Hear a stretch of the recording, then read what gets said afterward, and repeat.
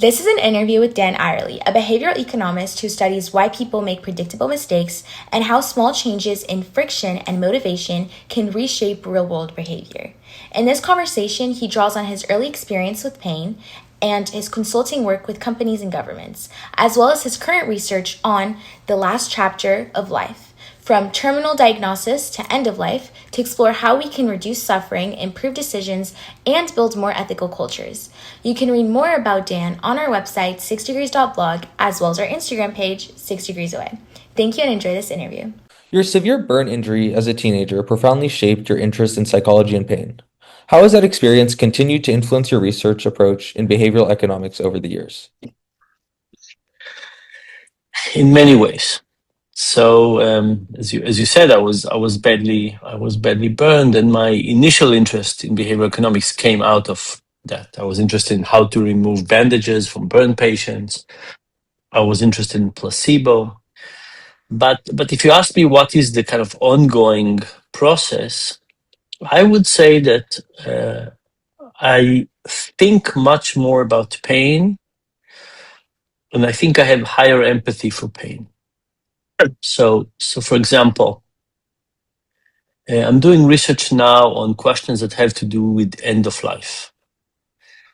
And at end of life, people have lots of pain, as you might expect. Now, I think that being somebody who had very, very severe pain for many years, I don't exactly remember, the full intensity of the pain, but I think I'm in a much better position to empathize with the challenges. So if I look at somebody like you and I say, oh, this person has pain, how should they manage life?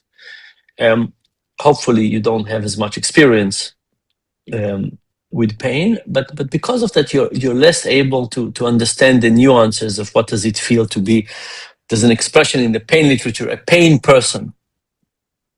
The idea of a pain person is that you are fully consumed by your pain, that nothing else exists, thinking about other elements. So anyway, I think the initial questions that I was interested in were shaped by my experience and therefore, and I think now, there are elements of life that I have much more interest, understanding, and empathy for. So when I look at the question of end of life, for example, I look at it from the perspective of the people suffering, how to reduce suffering. And I think I haven't been there at the end of life, but I think I'm able to have better intuition than somebody who's not had a difficult, painful, prolonged experience. So in terms of answer length, that was great. But so you say you're looking at end of life. What exactly are you looking at, if you can share, in terms of behavioral economics? So for me, I think about the last chapter of life, which is from the moment of terminal illness diagnosis until the end of life.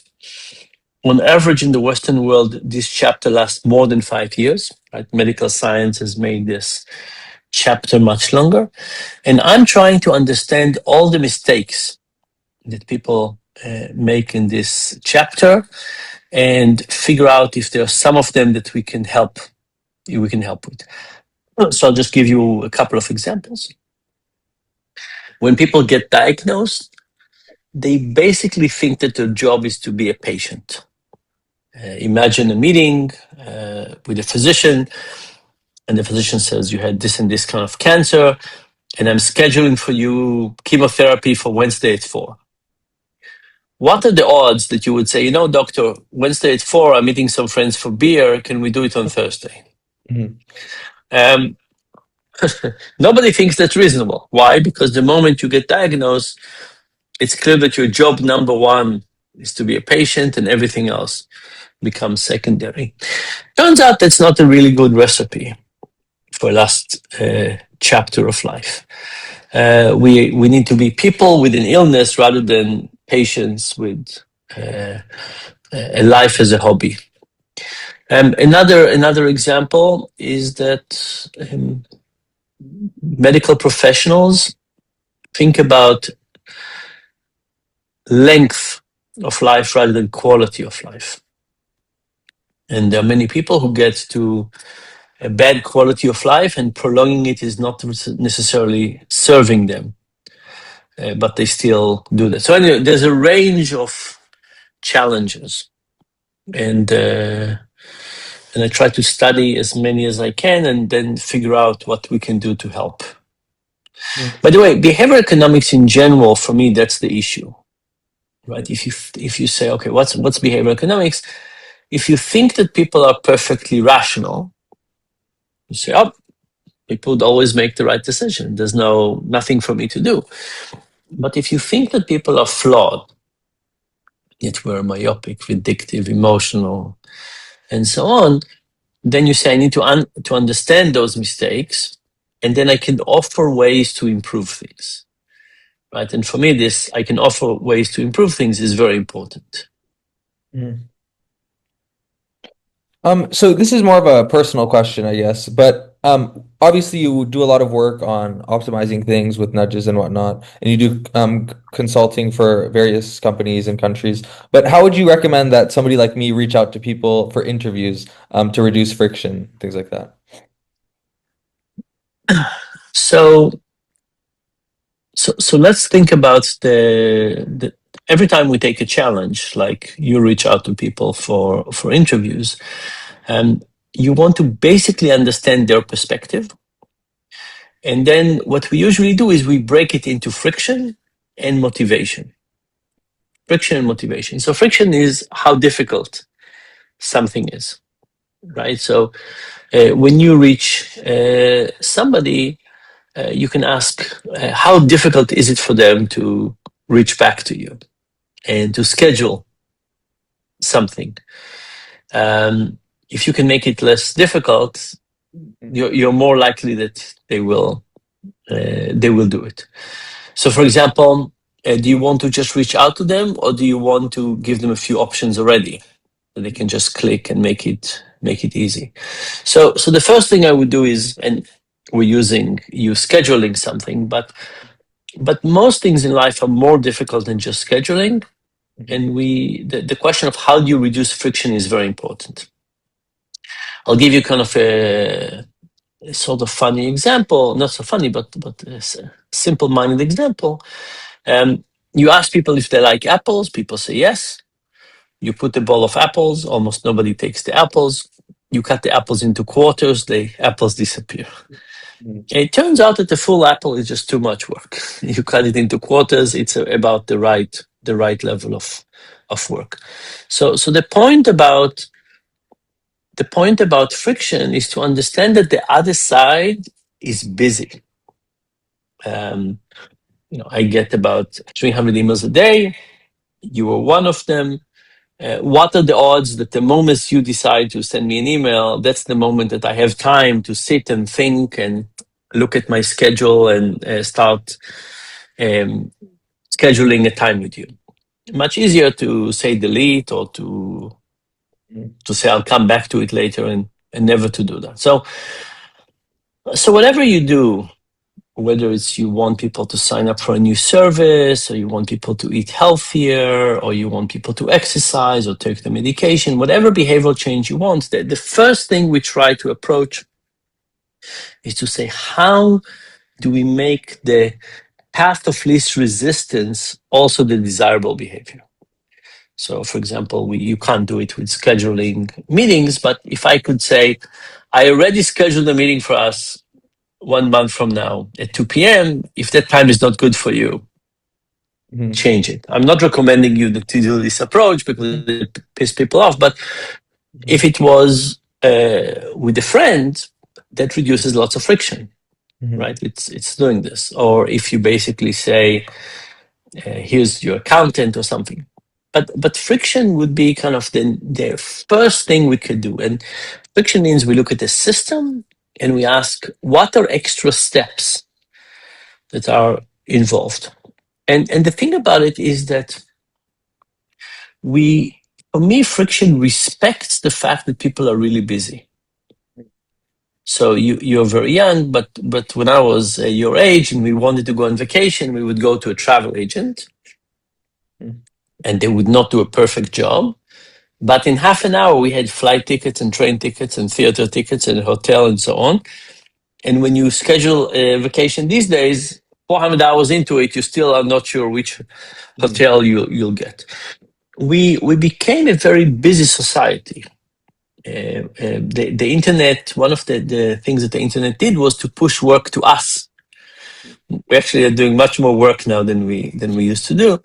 We manage our health, we manage our finances, we manage our vacations, and people are very busy. So every time you want people to do something, you have to think about, have I really saved as much possible amounts for these people? The second thing is about motivation. And motivation is much more complex than friction because there are lots of types of motivations. And there are motivations that come from a sense of meaning. There's a motivation that comes from payment. There's a motivation that comes from feeling of success. There's all kinds of motivations. So the next question today is like, what motivation you can add to the mix? So imagine I have an activity and think about motivation as spices. Like you have this blend, whatever, salad, and you can start adding all kind of ingredients. The motivation is the things that you add to the mix, right? So what is it that you want to add? And the amazing thing is there's lots of things to add. So think about something like climbing a mountain or running a marathon or writing poetry or doing a startup. Those things are usually not accompanied by many moments of laughter. Those things are usually painful, complex, difficult, but they're very, very motivating. Where's the motivation coming from? It's not coming from laughing every so often. It comes from a sense of meaning and connection and progress and improving and doing something difficult and so on. So friction and motivation. Friction is a little easier because you look at the system and you analyze where's friction coming from. Motivation is tougher, and you basically have to say what motivations are not currently in the picture, but I could add them to the mix. So that's kind of the general version I approach every problem with. What's an understanding about human decision making you wish everyone learned sooner, and why? So I would love if we understood that we're not perfect. And it's kind of interesting because when it comes to our physical body, we very easily understand we're not perfect. Superman can fly, we can't. Superman can stay in the cold, we can't. In the heat, Superman can see in the dark, we can't. So I think the first thing we need to do is to understand that in the same way that we are limited physically, we're also limited cognitively. I think that's number one. The second thing I would like people to understand is that the mental toolkit that we have in our mind is not suited to our modern environment. We have in our evolutionary history, we developed tools to deal with sugar, fat, gossip, reputation, small communities, all kinds of things like that. We live now in a very different environment. We need to understand compound interest and cryptocurrency and trust and people who are trying to steal our money and so on. And we just don't have the tools for that. So we're not perfect. That's kind of lesson number one. Our tools are not designed for this world. Our tools are designed for something else. And therefore, the third conclusion is, how do we build a world that is compatible with our tools? I'll give you kind of two examples. Think about the car industry. Every year, cars get better. How do cars get better? They analyze what people do badly, and they try to fix that. Like the car engineer said, oh, these people don't seem to be able to look behind their shoulder to see if there's a car there. So let's put a side mirror. Those people don't seem to do, let's put a rear view mirror. Those people seem to be driving too fast, let's do seat belts. And then let's add blinking light and all kinds of things. And if you think about the technology of cars, It's designed around understanding the weakness of human nature and trying to fix that. Brakes, indicators, lane, all kinds of things like that. And at some point, they will say, you know what, people, you're such lousy drivers, stop it. We'll do, we'll take you automated for you. In contrast, so if you think about cars, the technology and us are better off together. The technology understands us and try to fix the mistakes, right? There's no technology, for example, to accelerate for us yet. Not that needed. Paying attention, yes, right? So the technology understands what we do badly and try to fix that. If you look at an industry like the social media industry, they also get better every year. They also understand human weakness in a better way every year, but the way it works for them is that every year they understand human weakness in a better way to take more advantage of us, right? You can't say that we and social media do better. No. In fact, social media is doing better, and we as a species is doing worse. So that's what I mean. We have these tools now. How does social media? Why is it so bad? Because it turns out, for example, we love gossip. We love bad news. So guess what? Social media has a lot of bad news. So I think that the question is about building the world. Let's understand we're not perfect. Let's understand we have these ancient tools. And then the third one for me is let's design things that are more like cars than social media. Imagine a continuum. Social media take advantage of us. Cars help us do better. How do we build the world? We eventually build almost everything around us. It's our choice, right? So take something like electronic wallets and think about social media to cars. Where do we want thinking about money to be? Do we want it to be more on the abusive side? People spend more and think less, or do we want it to people think better and make better decisions together? So I think that's kind of the three things for me: understanding that we're not perfect. Number one, understanding why, because these have these ancient tools, and then think about how do we design the world in a way that is not demanding for us to be super rational, but helping us do better. After years of studying dishonesty, what advice would you give to leaders in business, government, or schools to foster ethical cultures in an era of AI and remote work? Yeah. So the big lesson that we found, and lots of other people found that as well, is that eventually dishonesty is not driven by a cost-benefit analysis. It's not as if you say, oh, I'm so afraid I'll being caught and I'll get this punishment, so let me not do that. If think about something like texting and driving, for example. If there's a fine for texting and driving, people are not very impressed. If I sat next to you and every time you texted while driving, I will take $10 away from your wallet, you will stop quickly. But penalties work if they happened all the time without delay.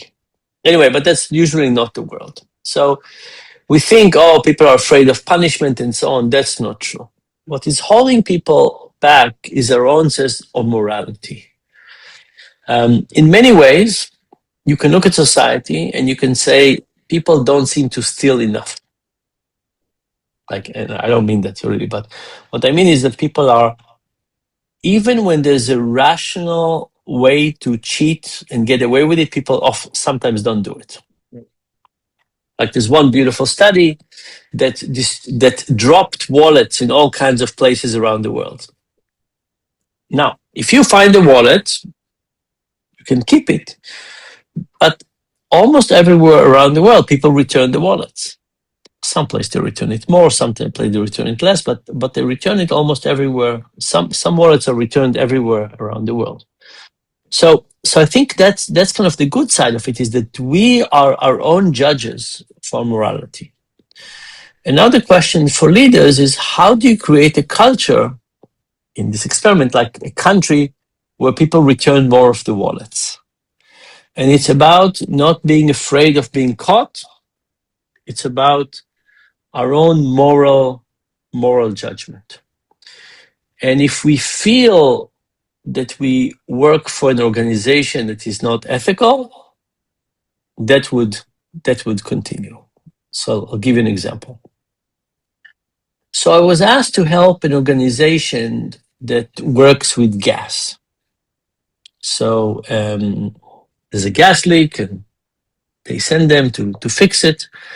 And the particular problem they asked me to help with was that a lot of the people who asked to help, they run to the place and they don't wear the safety equipment. They go quickly to try and solve the problem, but they don't wear the safety equipment. And then if there's an injury, of course, it gets much worse if there's something happen. And we looked at the situation in details, and what we found was that the company was incentivizing people or telling them not to worry about getting parking tickets and that the company will pay the parking tickets. So imagine you're one of these technicians and the company tells you, don't worry about parking tickets, it's all about speed. And now they also say, but wear the safety equipment. For you say, that also slows me down. So people they said, this company doesn't care about anything else, they care just about speed. And it's true here and it's true here. If the company, in contrast, would say, look, for us, what's really important is that we do everything by the book. We want you to park in a legal space. We want you to wear the safety equipment. This is the situation. Or I'll give you another example. There was a big consulting company that called me, and they told me that their consultants were cheating on the ethics module. So, they were sending this PowerPoint presentation with all kinds of questions, and everybody had to answer this.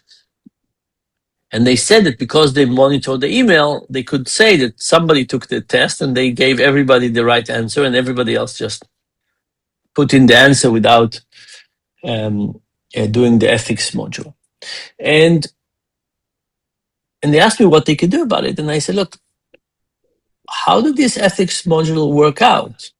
Did you give people time to do it? They said, no. We were expecting them to do it later. I said, how long do these people work? They said, usually until 10. I said, so if it's important to you, you didn't tell them that.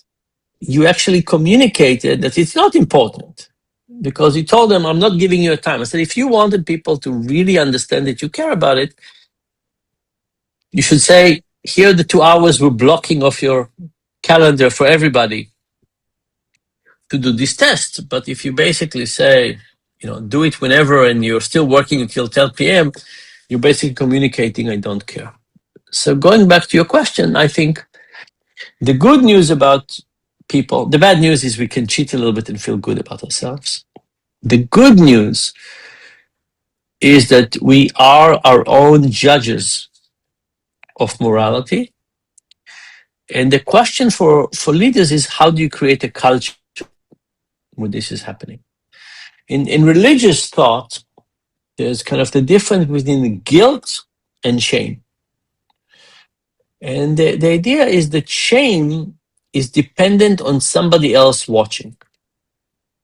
Right? Shame is somebody else is watching, and that the shame comes from that. Guilt, you don't need anybody else. Like if you're at 4 a.m. in the middle of nowhere and there's a red traffic light, there's no shame because nobody is there. There is guilt. And I think we can ask ourselves, how much guilt is there? And the answer is that when there's guilt, that's a good thing, because it means people are doing it because they have internalized the mechanisms, right? So anyway, so I think that guilt is a great human achievement.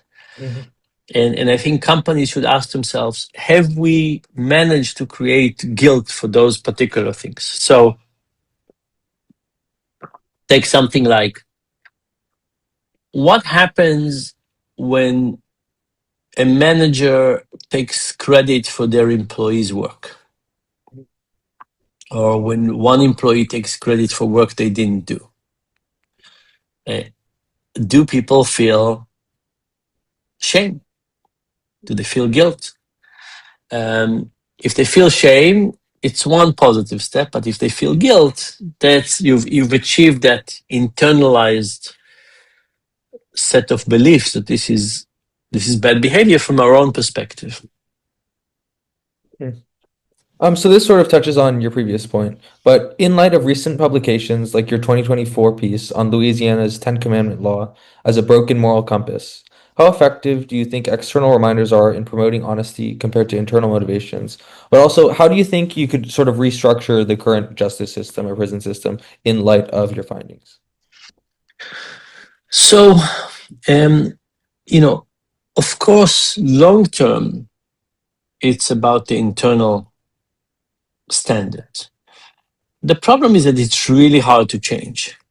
It's really hard to change, right? So, the world is very tempting. How do we create people of high moral caliber? It's not. It's not easy. It requires lots of work and consistency.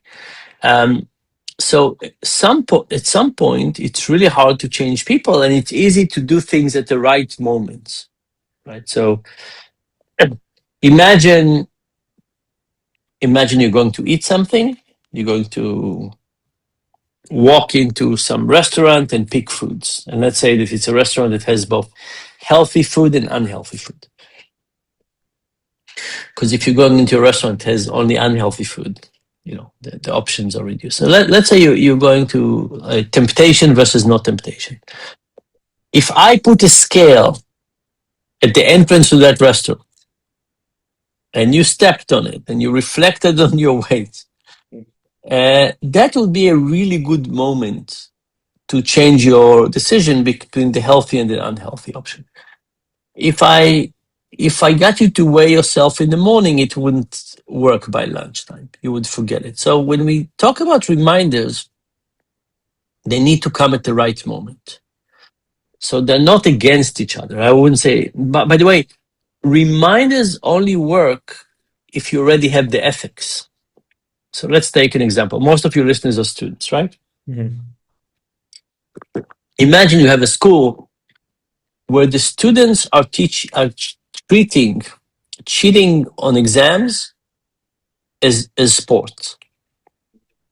They say, oh, it's not an ethical question. We're not embarrassed. We're not ashamed.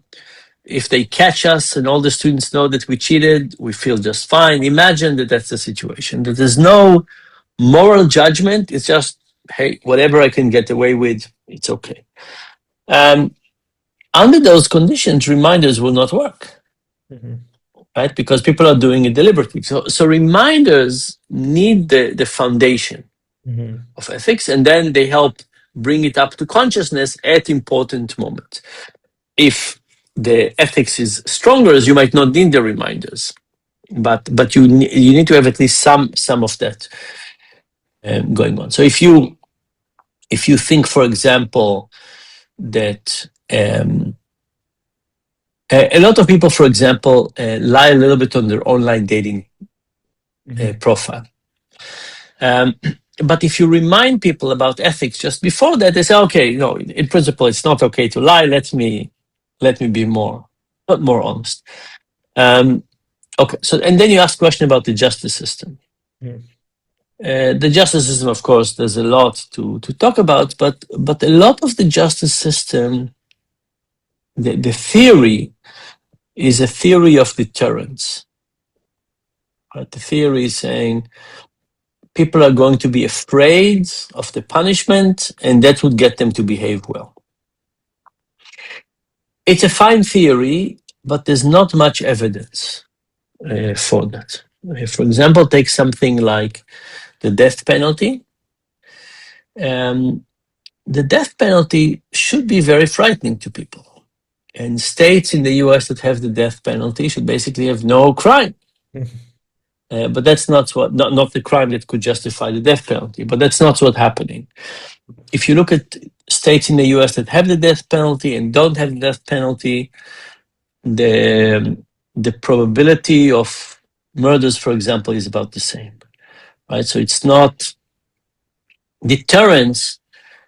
doesn't really work in our psychological makeup. If you ask me what the justice system needs to do, is they need to embed in us notions of fairness, morality, obligation, reciprocity. Whereas if it's only fear, it's unlikely to work.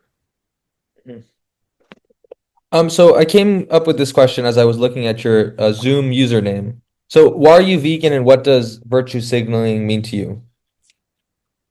So my Zoom thing says humble, and I'm not humble. It says vegan, I'm not vegan. I see. And then it says an expert in virtue signaling. So what is virtue signaling? Virtue signaling is a thing we do to tell other people how wonderful we are. Yeah, I was a little. So sometimes we do it with brands, and sometimes we do it with demonstrations. So for me, this is my joke about the fact that so much, I think, of what people do these days is virtue signaling. Sadly so. So there's a story in the Bible that these two tribes had a war, and after the war they settled on two sides of the river. But of course, the Jordan River is easy to cross, and they wanted to know if the people that they meet are from their tribe or from the other tribe. And it just so happened that these two tribes pronounce the name of the plant, shibolet, it's like a wheat. They pronounce it slightly differently. One of them said shibolet, one of them said sibolet. So imagine I walk around with this plant and I see you and I say, hey, you, how do you call this plant? And if you say it the way I say it, then we're friends, we're brothers from the same tribe. If you say it the way the other tribe does it, I need to chase you away. And we now use this term, shibolet, for a speech that looks like it's about the facts, but it's actually about identity. Because when I show you the plant, I say, what's the name of the plant? Do I really care? No. Now, think about our politicians. How much of the speech of the politician is about the facts, and how much of it is shibboleth? It's about identity. Look how much I'm for this or against this, and so on. And I think we have way too much of that. We have way too much of the speech that pretends to be about the facts, but it's really not. It's about identity. Pro-choice, pro-life, all. I mean, the list goes on. I think a lot of it is becoming further away from the truth, and certainly not conducive to interesting, productive discussions. As a consultant for companies and governments, what's the most surprising behavioral intervention you've implemented, and what were the results? So the most interesting experimental intervention we had was a study in Kenya, in a slum. These are very poor people. And we were trying to get them to save a little bit of money for a rainy day. Why did we want to do it? These were people who were living hand to mouth, hand to mouth, hand to mouth. And then if from time to time, bad things happen. And if they don't have extra income, they need to borrow. They borrow at a high interest rate. And, that's the poverty trap the world over. So we wanted to help them save a little bit of money for a rainy day. And we created a saving system, and our program lasted 6 months. And we tried to incentivize them in different ways. Some people got a text message, some people got text messages from their kids. Some people got an addition 10% or 20%. Some people got addition with loss aversion. All kinds of methods. But the most interesting one was we created a coin about this size with 24 numbers written on the edges for the 24 weeks of the program. And we asked people to put the coin somewhere visible in their hut, and every week to mark something on that week 1, 2, 3, 4, scratch it with a knife like a minus if they didn't save, scratch it up and down if they saved. And that method basically doubled savings compared to everything else.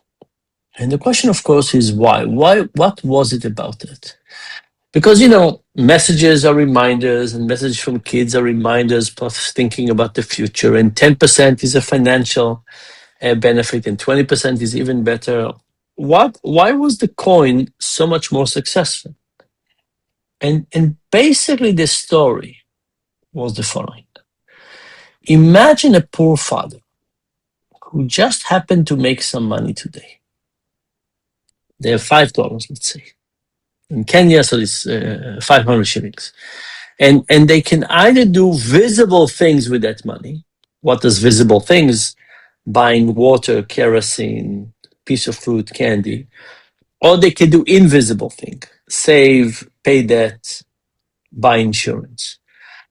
The visible things, somebody might smile at them. Somebody might say thank you. The invisible things, nobody will say thank you, certainly not in the near future.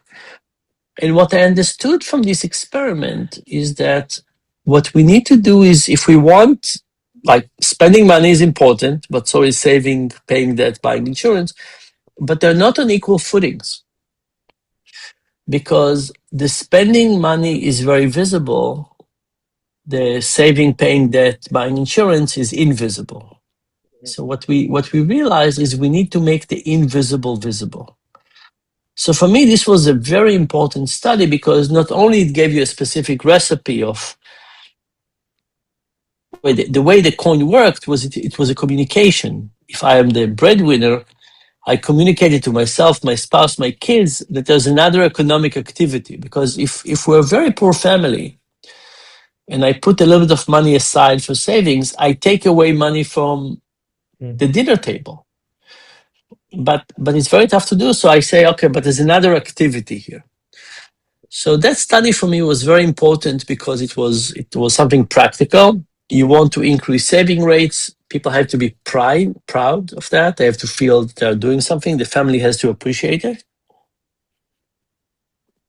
But it also brought up a bigger topic, which is more general, to say, how do we think about behavior that is invisible? And how do we make it more appealing, but by first making it more visible? So, you've spoken about the weakness of financial literacy in various talks and whatnot, and I'm creating a financial literacy course for my school, as lots of students do. So, how would you say you could create a financial literacy program or teach people financial literacy in a way that sort of sticks with them and doesn't just get forgotten instantly? You can't. You shouldn't do this. It's going to be a waste of time. Mm-hmm. Okay, so let's. I've said that. Now let's get a bit more.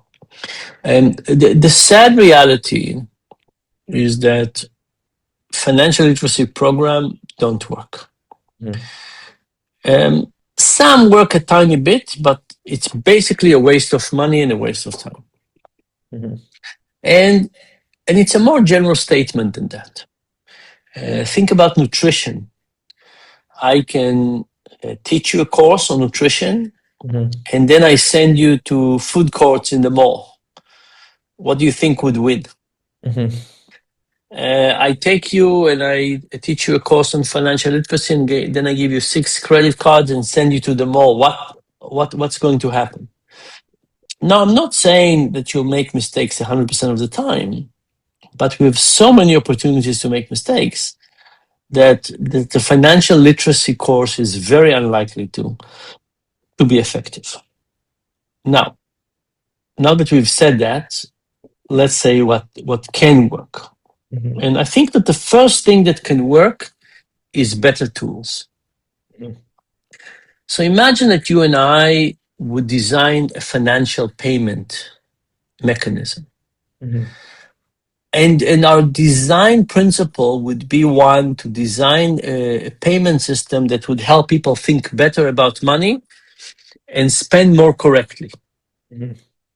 So imagine that we said, look, at the end of the month, I want to get people's credit card bill, look at it and say, hey, what's your credit card bill for this month? Guess. Mhm. And we want people to guess correctly. Every time people underguess, it's a mistake. We want people to guess correctly. So that's one.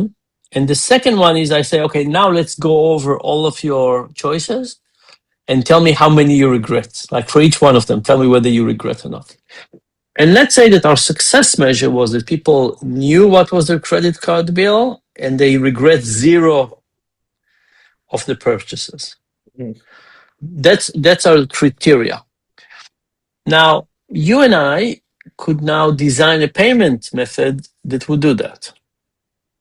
It would remind people how much they have spent, remind people what is their budget. It would ask people, do they regret something from last month? It would say people, hey, you're walking into a store that last month you regretted. Maybe you should be a bit more careful. But if we defined good economic behavior in a certain way, we could design a tool for doing that. Mm. Right. And as we said earlier, cards, social media, it's about the tools, right? I don't think that social media has to be so devastating for us individually and society. I think we could have designed social media differently, Mhm. right? Without all the ads, without the specific algorithms, without the attention economy. Um, so the first question is, how do we design tools for better payment? Now, it's very hard for us as consumers to do that, but if you ask me what is the first step is to do that. And if you don't have that, you can create some proxies. So imagine that I say to you, you know what? At the end of each month, I'm going to sit with you and we're going to go over all your credit card statements and look at all your purchases, and you'll tell me which one you regretted, and we'll have a discussion about each of them. Mhm. My guess is that after a few months, you would say, okay, now the discussions with Dan, the having to explain to me what you've done later will start bothering you early on, and you might say, okay, here's the purchase. Last time I had to explain myself to Dan, let me maybe not know it this way. So I think we could do tools, or we could do proxy for tools. That will be number one. The second thing that does work are rules of thumb. Now, when I say that financial literacy doesn't work, I mean that teaching people the principles doesn't work. Like if I teach you compound interest and then I expect to send you to the wild and for you to remember compound interest, it's not going to work. But if I give you a rule of thumb, like don't buy on installments, Mhm. don't borrow money unless it's unforeseen. When you get your salary, 25% goes to saving. If I give you rules of thumb, now rules of thumbs are not education, right? Because education says, oh, I'm adjusting correctly to any particular situation. Rule of thumb are more like religion. So let's make the analogy for nutrition. If I tell you, let me teach you about sugar and teach you how to watch your sugar, very hard to do. If I say no soft drinks, Mhm. much easier. So I would say that if you ask me what to do, because the answer cannot be do nothing, I would say think about new financial tools, think about how to use the current financial tool in a different way to make them more sensible. And then the third category is think about what rules of thumb you can give people to make better decisions. Mhm. So you've spoken a lot about social media throughout the interview and beyond. What are some changes within social media that you'd like to see? And then also, do you think these are possible in the current, I don't know, political and economic climate? So here's one very simple experiment that was done. Imagine that you see something and you have a button, say like, whatever it is. And you press on that button and another dialog box open and it says, are you sure that this is the truth? And you say yes and no. Mhm. What happens? Transmission of misinformation changes dramatically, reduces dramatically. And because the word like is very ambiguous. Am I saying it's true? Am I saying it's ridiculous? Am I saying it's funny? What is it? Now, when you read something, you say, oh, it has 15,000 likes. You say, oh, people agree with it. But the person who is liking something is not necessarily agreeing with anything. So we could do lots of things to get people to say, are you sure you're doing this? Another thing that we don't do is we don't separate facts from opinions. Imagine whenever you posted something, I asked you, are you saying this is a fact or are you saying this is an opinion? Very important part for the discussion, right? But not usually represented. And the third example I will give you, and of course many more, is reputation. So we created an economy that people want other people to pay attention to them. That's the marker of success. I shall give you another one in a second.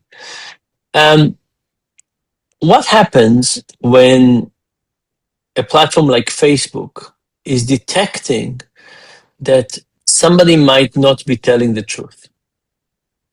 Now, imagine you have lots of followers, let's say 1 million followers. Every time you post something, not all of them get it, right? Only, let's say 10% get. I'm not sure what the numbers are, but let's say 10%. Now, if Facebook detects that I am not being perfectly honest, they would not send it to 10%, they will send it to less than 10%. But the person who lied before, and because of that they're punished, are saying, less people like my post now. Let's make it more extreme. So we need to make reputation. Right now, reputation is hidden and it penalizes people. But what people see is that less people like what they're saying, so they become more extreme. So I think we need to get people to understand their reputation, and therefore they could react to it. There's a principle we call you are what you measure. You measure something, you reflect, people care about it. You measure like and reflect like, people care about likes. You measure reputation and show reputation, then people would care about reputation. Another thing that there's many more, but I'll give you one more example. If I look at your current feed on, let's say, TikTok, and I ask the question of how is your feed between the Republicans and the Democrats? Like where do you fall? And the truth is you don't know. You don't know. What if I reflected that to you?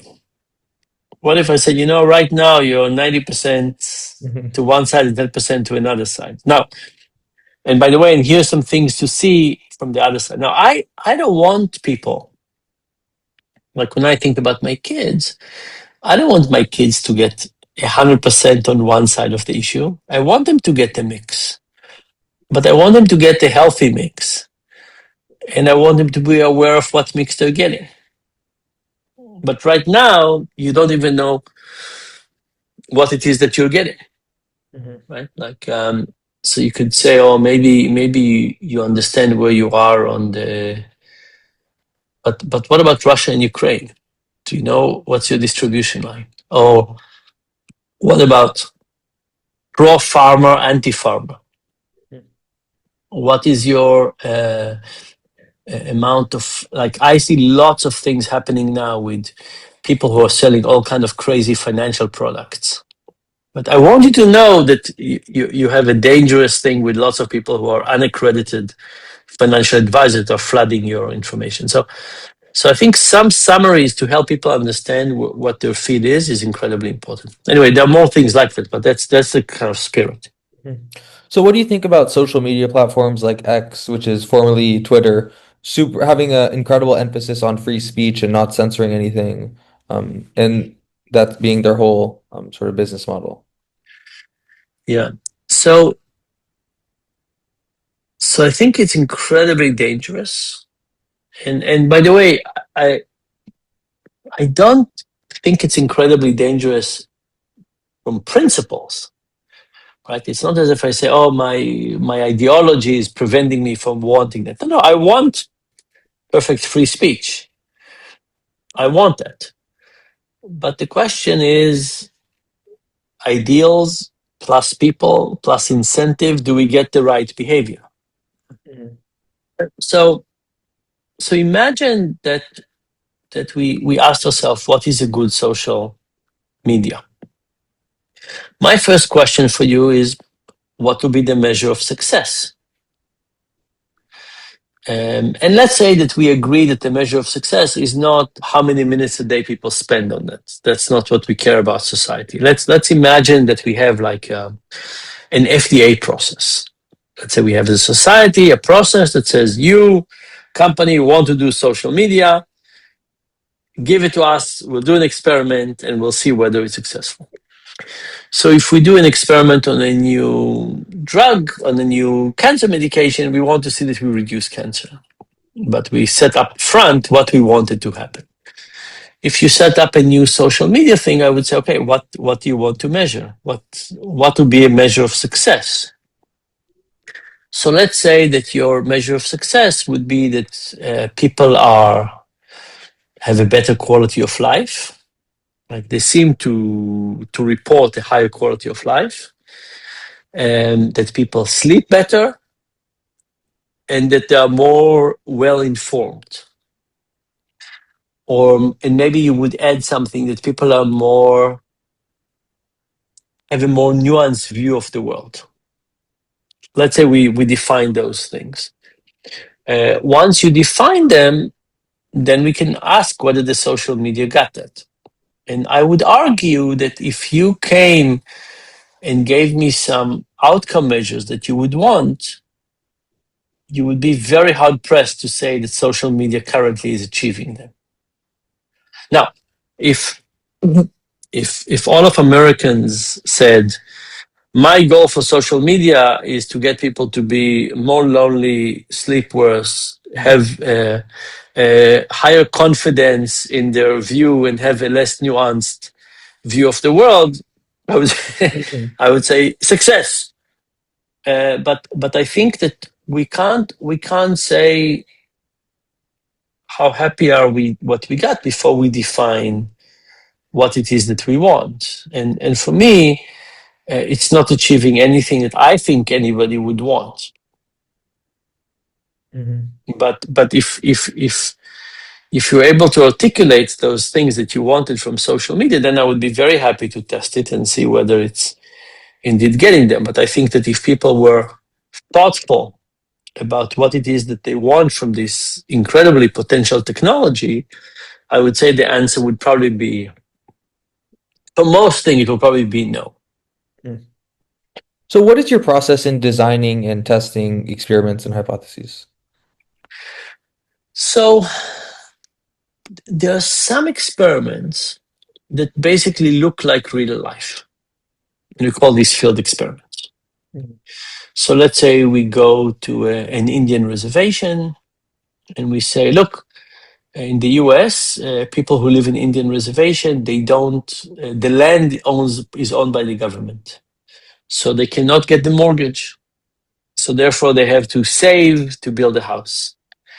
And Indian reservations are usually very far from the city. So if you go to work in the city, you can't live in the reservation. And if you live in the reservation, you usually don't have work. So we can say, okay, we need a process to help these people save some money. Now, this is not a theoretical question, it's an applied question, it's a very specific question. So in this particular case, we work with a local bank to put our best foot forward and do multiple interventions and say, let's see if you can help people save some money this way. Or for example, we have a project now in Colombia, where we are basically trying to get coffee farmers, to get more of the value chain. So they need to borrow money and get some facilities and do all kinds of things. These are things where we basically try to implement in the way that we want them to be executed. There's no different way how the experiment works and how the implementation works. And that's kind of a classic field study. I want to have an idea for how to do this. I want to implement it and see how it works. Then there are other experiments which are testing an idea. Like when I told you about the coin, making the invisible visible, there's lots of ways to do that. And I don't have just one idea. I want to test the principle. And those are more difficult experiments to design because you want to say what I'm implementing is not exactly what I'll implement later on. I want to test the idea. And for those experiments, what we need to do is we need to say, I'm going to test an idea, and I want to convince you, the reader of my paper, that this idea captures a principle. So then we think about, okay, so there's lots of ways to implement making the invisible visible.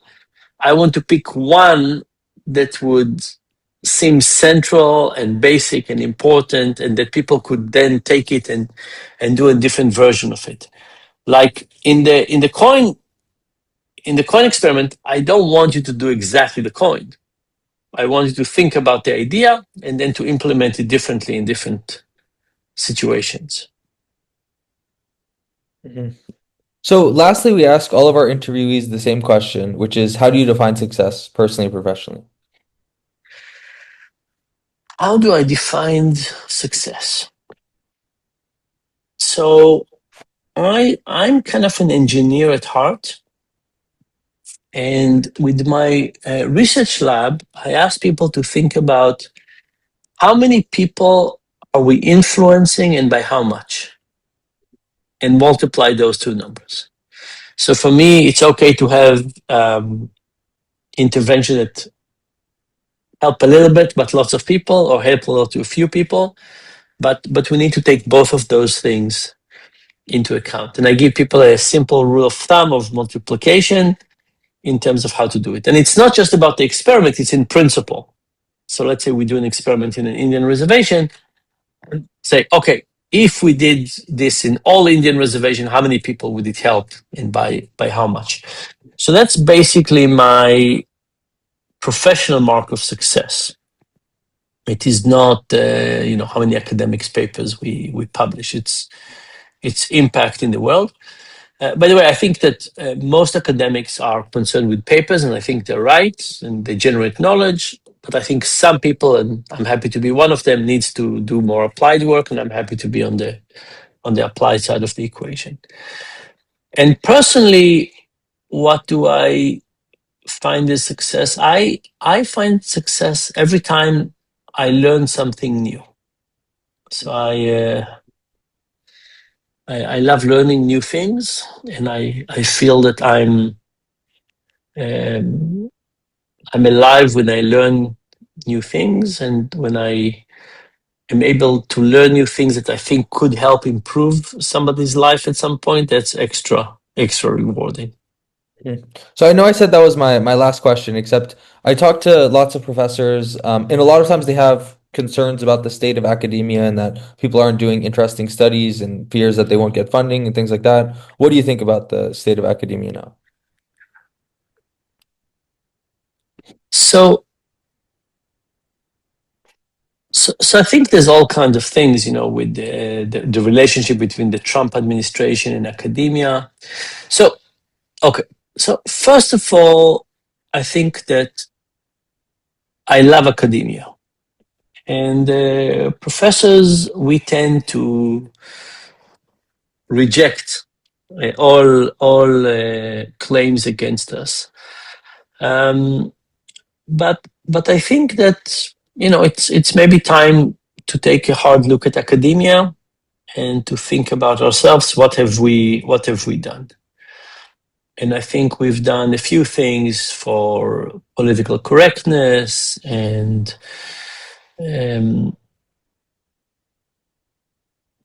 trying to please the students too much and grade inflation. And I think we've also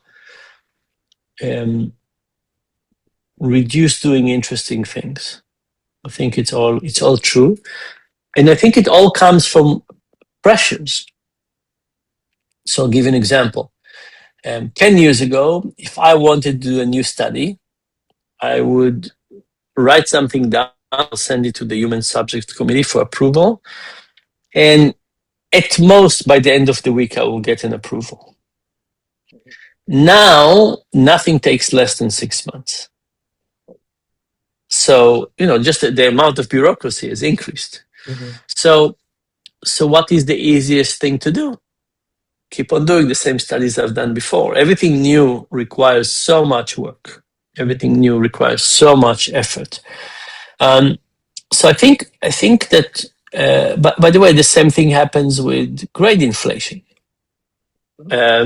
You give all students A's, nobody complains. You start giving D's, students complain. You have to go and talk to the provost or something. So I think we created a system that is favoring doing the same thing over and over doing novel things. It's favoring making life easy. So I think we are hurting ourselves this way. Mm.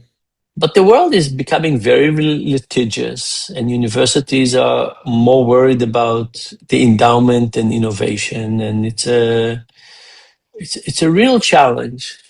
So, when Trump started attacking the universities, I was first alarmed by it, like everybody else, and then I started thinking, is this a really good opportunity for us to take a hard look at ourselves and see whether we want to change anything? But sadly, universities have academics and bureaucrats. And the academics mostly want to be left alone, and the bureaucrats mostly want the academic to do nothing. So it's a bad mix. I love academia. I think academia is amazing, but I think it's a dark period now. And I think it's a dark period now because most academic institutions don't have academic leadership. They have a bureaucratic leadership. And the attacks, when people are attacked, nobody improves. I'll give you an example. When COVID was around, Macron, the French president, said that the French people who don't get vaccines are not French. Like, what did he think will happen? The next day they will say, "Oh, okay, so if you're saying this, we'll get vaccinated." The same thing is true about Trump's attack on academia.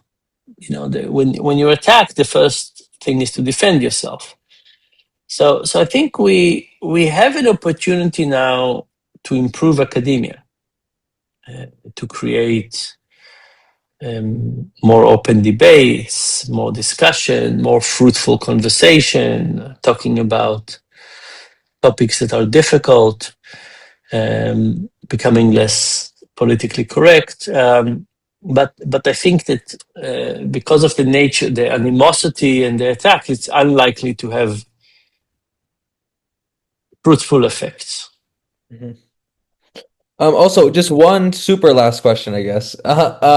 But what do you think about, so you do a lot of work on irrational behavior. What do you think about how people are moving towards climate change, how they're continuing to consume carbon products with the effects of climate change over the horizon? So behavioral change is very tough, and knowledge doesn't translate to action. The same thing that we're saying about financial literacy. Like, you could do the same example. Oh, let's give people a class on how on climate change. Then they'll certainly change their behavior. Very hard to change behavior. Very, very tough problem. If you ask the question of what creates human apathy, something that will happen in a long time to other people first. We don't see it progressing. We don't see it hurting anybody. And anything we can do is a drop in the bucket.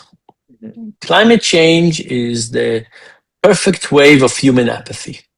All the things that cause human apathy are lumped into it.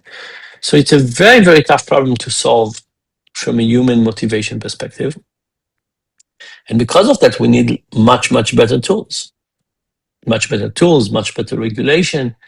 And we're not there. We're not there. So it's a from a social science perspective, it's one of the toughest behaviors. Like if you say financial behavior, health behavior, climate behavior, climate is the toughest to change. But at some point, and I hope before it's too late, we will need to do some real dramatic changes.